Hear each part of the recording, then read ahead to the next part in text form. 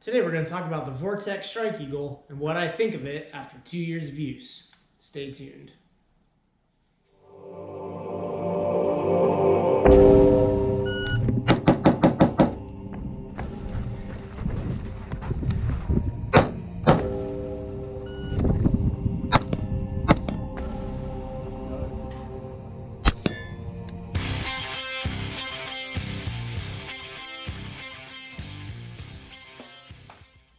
So you might be asking yourself, why did I get into the low power variable game? Well, I went from this to this and was told, now you get to run a low power variable on your AR. Alright, so now that we're done playing dress up in our grandmother's basement, and yes, that's the airsoft team telling me what I have to run on my rifles, let's go over the Vortex Strike Eagle and what I think about it. Let's first start off with how much it costs. So this Strike Eagle is the 1:6 by 24. So give or take, you can find this optic right now for about $299 and then another $100 for a mount. So around $400. So price wasn't the only reason I decided to go with this. I mean, I have Trijicon MRO on another rifle, and then absolutely completely ridiculous, have a EOTech on a shotgun, which I'm still trying to figure out if that's worthwhile or not. So technically, I could sell the Strike Eagle, sell the EOTech, and buy something a lot better than this optic here. So what do you get for that price? So you get the VIP warranty, and a lot of people say, oh man, you should never have to use the warranty. Well, hey, I agree with you, but as you can see, everything is painted except for the rear parallax adjustment there.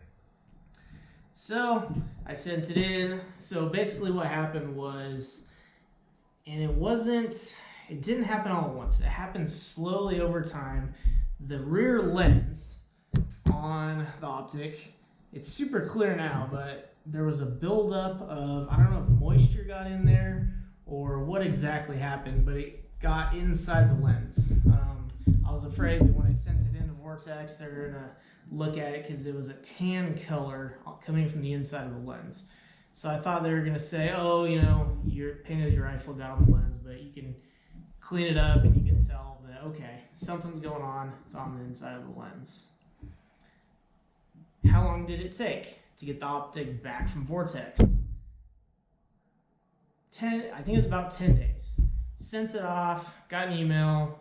Within a couple days, they said they got it, they're fixing it, and they're sending it back. So I sent the scope back the same day I ordered this rail from Optics Planet. It took longer to get this rail from Optics Planet than it took for Vortex to fix this scope and send it back to me. So the VIP warranty, I was hoping I wasn't going to have to test it. It's good. Got some notes here. Alright, so low power variable optics. I started using them about 2 years ago. Early-ish part of 2017, because I switched roles in my team. So the first couple of times I went out with training with the scope at work is 1.5 to 4. I hated it.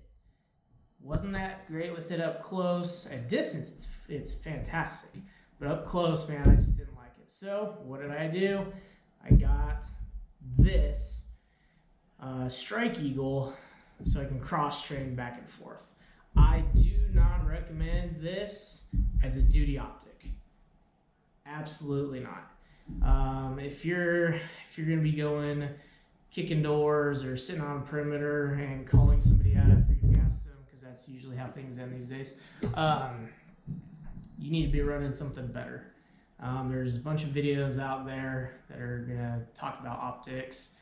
Check out Grand Thumb. I mean, he's done multiple low power variable optics videos. or Sage Dynamics. So for the average guy, as a training tool for something else that you have, I think the Strike Eagle is a phenomenal option. So durability. Shortly before, a couple weeks before I sent the scope into Vortex to get it fixed, I was going to a 2-gun match, and you can see some of the clips I've uploaded a couple months ago on the channel. If I remember, I'll try to link them into the description.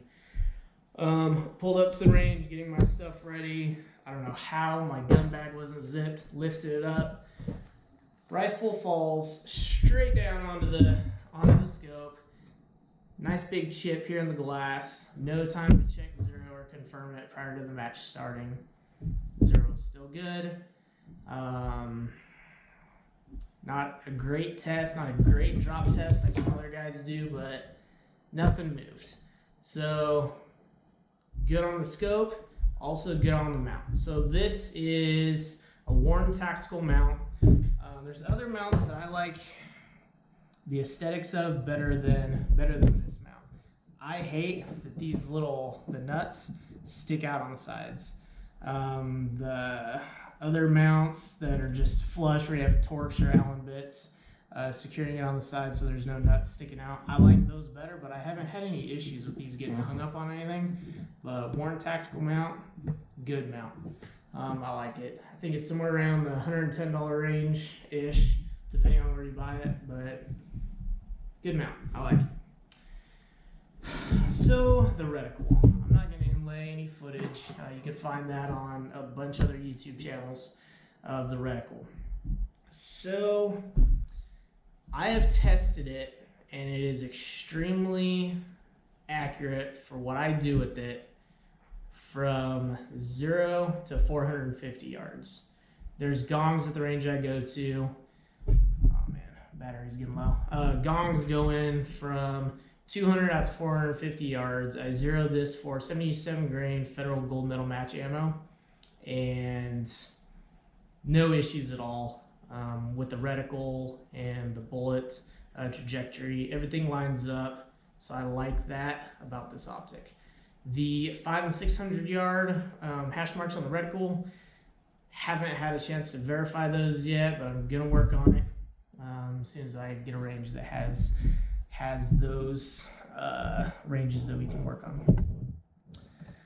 All right, so cons. Glass clarity. Hear everybody saying that in a lot of these videos, and frankly I agree. There is better glass out there. But what I've noticed doing 2-gun competitions, when I'm running this thing on 1 power, when you're running through a stage, I don't notice any glass clarity problems. At distance, the 450 yard target that I've shot with this, I can see it just fine. There's some distortion on the exterior part of the lens, kind of like the fisheye effect.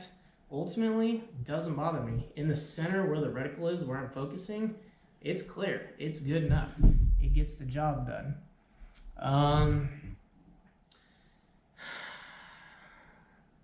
Also, something I want to talk about is the throw lever. It's another con with the optic. I wish it came with it.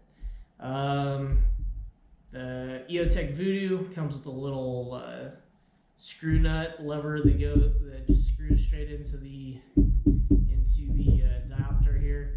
So it'd be nice that if the throw lever would come with the scope, but it doesn't. But it's only 27 bucks, and I put that on there, and I absolutely love having that thing on there. Another con: the illuminated reticle during the day, garbage. But what I can say is I've shot it so much with just the etched reticle that during the daytime I wouldn't want it to be lit anyways. I actually kind of prefer the etched reticle. Now you could run into situations where your target is in the shade or absolutely at night. I think the reticle is bright enough for those applications, but just general sunny range day use works great. Low light stuff, I'll turn it on, and it seems to be plenty adequate for that. So that's kind of just a brief rundown of the Vortex Strike Eagle and what I think of it. So what are my conclusions? After 2 years of running this optic, am I going to get rid of it and buy something else? No, I think I'm going to keep it. It works. It's reasonably priced. I'm not taking this thing, running in and out of Bearcats with it, or Humvees where things are going to get bounced around, not jumping out of helicopters with it. So for the average dude to supplement training with a similar optic for work, I think it works good. If you guys do two-gun competitions, great optic for that. Generally, you don't need the durability of a couple $1,000 optic, but if you can afford it, by all means. So the long and the short of it is, after 2 years of use, Vortex Strike Eagle has its pros, has its cons, but thumbs up. I like it. We're gonna keep it and see how it works in another couple years. All right, guys.